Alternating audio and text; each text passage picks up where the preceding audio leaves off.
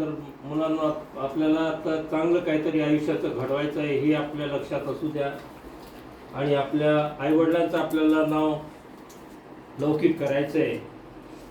आपण आपल्यासोबत आपल्या आईवडिलांचं काहीतरी चांगलं करणार आहोत आयुष्यामध्ये मोठं, हे आपल्या लक्षात असू द्यावं.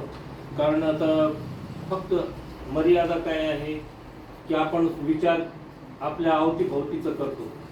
मोठं विजन असलं तर माणूस काय करतोय, मोठा विचार केल्यास काहीतरी एक अर्धा टप्पा गाठू शकतो आयुष्यात. पण स्वप्न आपण पाहिलेले मोठे असावेत. आपल्याला आयुष्य जर आपल्याला काय करायचं असेल, घडवायचं असेल तर मोठा विजन ठेवायला पाहिजे. तर काहीतरी अचिव्हमेंट आपल्या आयुष्यात आपण करू शकतो. म्हणून आता हे पेपर जे आहे इंटरनॅशनल थायलंडकडे जाणार आहे का UK कडे जाणार आहे, ते आमचे धम्मगुरू ते पाठवून देते. मला इथून त्यांच्याकडे पोस्ट करायचं आहे, ते तुमच्या याला टप्प्याला पाठवतात. आता हे विदेशात नेणं साधं सोपं नाही. 60,000 रुपये आम्हाला खर्च आला.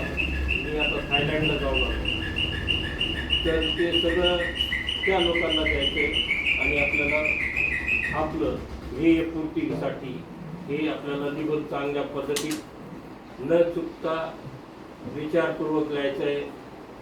खाडाखोड करू नका पेपरमध्ये. सुवाच्य अक्षरामध्ये लिहा, आरामशीर लिहा. तुमच्याकडे वेळ आहे भरपूर.